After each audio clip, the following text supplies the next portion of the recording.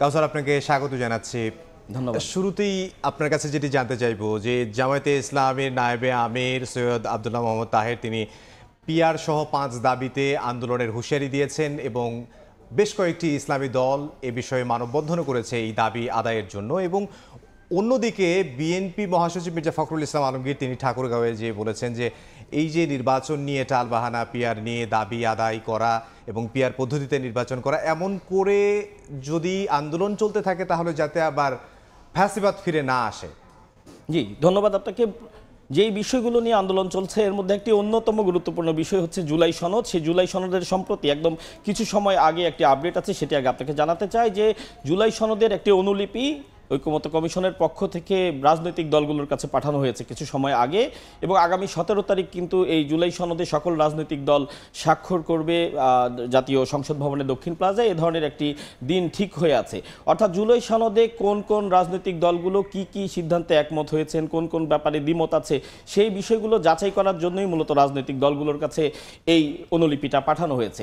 এবার জানাতে চাই যে জুলাই সনদ সহ আরও যে কয়েকটি বিষয় রয়েছে, পিআর আছে, গণভোট আছে, এ ধরনের বিষয় নিয়ে বেশ কয়েকটি ইসলামী দল এবং জামায়াতে ইসলামী বাংলাদেশ তারা কিন্তু বেশ কদিন ধরেই বা বলা যায় যে আজকের কর্মসূচিটি তাদের 3য় দফার কর্মসূচি। এর আগে 2 দফা তারা কর্মসূচি দিয়েছিল এবং তারা এই বিষয়ে জনসংযোগ করেছিল। সব মিলিয়ে তাদের যে দাবিগুলো সেগুলো তারা তুলে ধরার চেষ্টা করেছিলেন। তো তারা যেটি বেশ কয়েকটি বিষয় নিয়ে আসলে আমি একটু ব্যাখ্যা করতে চাই যে যেই থামটি দেখতে পাচ্ছেন ভবিষ্যৎ নিয়ে বর্তমানের রাজনীতি, যেই বিষয়টা নিয়ে আলোচনা হচ্ছে বর্তমানে খুবই রাজনৈতিক মাঠে খুব বেশি আলোচ্য, সেই প্রত্যেকটি বিষয় কিন্তু ভবিষ্যতের সাথে সম্পর্কিত। অর্থাৎ গণভোটের যে বিষয়টি নিয়ে বর্তমানে আলোচনা হচ্ছে সেটি একটি ভবিষ্যতের সাথে সম্পর্কিত বিষয়, এবং গণভোটের সাথে যে বিষয়টি জড়িত সেটি হচ্ছে এই যে ঐকমত্য কমিশনের যে জুলাই সনদ, সেই জুলাই সনদটি আসলে কিভাবে বাস্তবায়িত হবে, জুলাই সনদটি বাস্তবায়িত হতে হলে জনগণের কি ধরনের ম্যান্ডেট নিয়ে আসতে হবে, সে ধরনের বিষয়গুলো নিয়ে একটি গণভোটের কথা বলা হচ্ছে।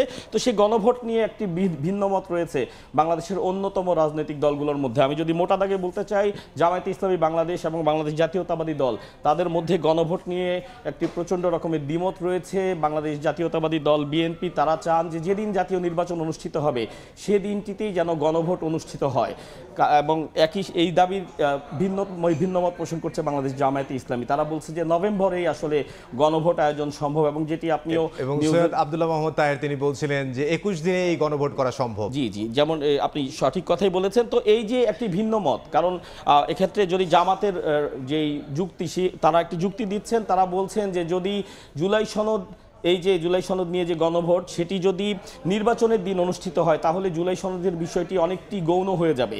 তারা জুলাই সনদ ছাড়া দুটোই যেতে পারে। আরেকটি রাজনৈতিক দল এনসিপি তারা প্রতীক নেয়ার ব্যাপারে নির্বাচন কমিশনের সঙ্গে বৈঠক করছেন এবং তারা অনড় অবস্থানে যে তাদের শাপলা প্রতীকই লাগবে। তো যেই বিষয়টি বলছিলাম যে আসলে ভবিষ্যতের বিষয় নিয়ে বেশ কিছু রাজনৈতিক দলগুলোর মধ্যে বেশ কিছু গুরুত্বপূর্ণ বিষয় বর্তমানে আলোচিত রয়েছে। এর মধ্যে অন্যতম একটি বিষয় হচ্ছে শাপলা প্রতীক নিয়ে এনসিপির চাওয়া এবং ইসির অনড় অবস্থানে থাকা যে শাপলা প্রতীক, আসলে শাপলা প্রতীক নিয়ে যে অনড় অবস্থানের কথা বলছিলাম ইসি এবং এনসিপির মধ্যে, সেই বিষয়ে আসলে সেখানে আসলে সার্জিস তিনিও বলছেন এবং হাসনাত আব্দুল্লাহ তিনিও ফেসবুকে স্ট্যাটাসে বলেছে যে এনসিপি শাপলাই পাবে।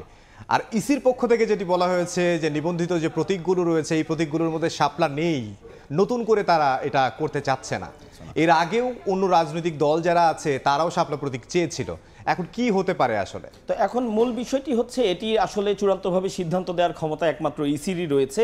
অন্য রাজনৈতিক দলগুলো প্রতীক চাইতে পারেন, কিন্তু সেটিকে আসলে সেই প্রতীকটি দিবে কি দিবে না সেই বিষয়ে সিদ্ধান্ত নেওয়ার একচ্ছত্র ক্ষমতা কিন্তু শুধুমাত্র ইসির রয়েছে, এবং যে কারণে ইসি এত বোল্ডভাবেই তারা বলছেন যে 19 তারিখের মধ্যে যদি এই প্রতীকের বিষয়টি নিশ্চিত না করে এনসিপি তাহলে ইসি নিজ থেকে একটি প্রতীক নির্ধারণ করে দিবে, এবং সেক্ষেত্রে কিন্তু এই বিষয়টির সমাধান হলেও, অর্থাৎ এই যে একটি বিতর্ক চলছে শাপলা প্রতীক নিয়ে, সেই বিষয়টি সমাধান হবে, কিন্তু আসলে কারা সন্তুষ্ট হবে বা কারা অসন্তুষ্ট হবে সেটি সময়ই বলে দিবে।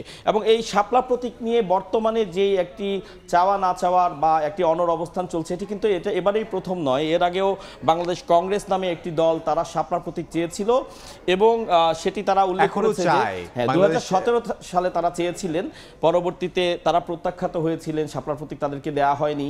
এবং এখন যখন এনসিপি আবারও শাপলা শাপলা প্রতীক চাচ্ছেন, তখন বাংলাদেশ কংগ্রেস নতুন করে আবারও তাদের সেই দাবির কথা তুলে বলেছেন যে যেহেতু তারা 2017 সালে চেয়ে পাননি, কাজে এখন যদি শাপলা প্রতীকটি বরাদ্দ দেওয়া হয় তাহলে সেটির দাবিদার তারাই, যেহেতু তারা আগে চেয়েছেন। তো কাজেই আসলে 19 তারিখের পরেই আসলে এই বিষয়টি একেবারেই পরিষ্কার হবে যে শাপলা প্রতীক ইসি দিচ্ছে কিনা বা দিলেও কারা পাচ্ছে। জি, আতাউল কাউসার, আপনাকে অসংখ্য ধন্যবাদ আমাদের সঙ্গে যোগ দেওয়ার জন্য। ধন্যবাদ। আমাদের সহকর্মী আতাউল কাউসার যোগ দিয়েছিলেন স্টুডিওতে।